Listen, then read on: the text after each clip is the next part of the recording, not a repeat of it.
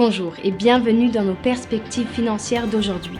Rejoignez-nous aujourd'hui pour notre analyse du monde financier, des derniers événements et des dernières informations sur les marchés. Thomas va nous aider aujourd'hui, depuis la salle des marchés.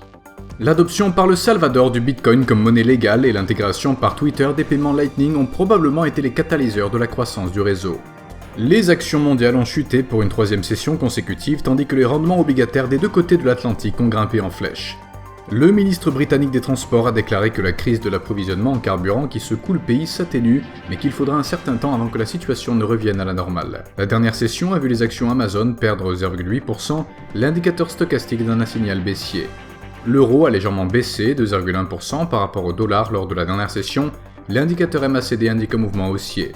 La paire livre sterling-dollar s'est effondrée de 1,2% lors de la dernière session, selon l'indicateur Williams, nous sommes dans un marché survendu.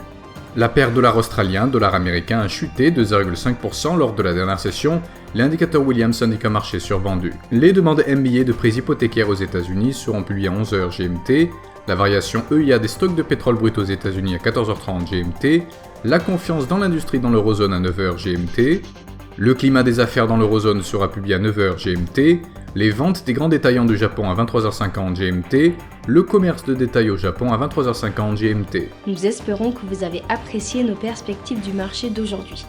De la part de toute l'équipe, nous vous souhaitons une journée de trading productive.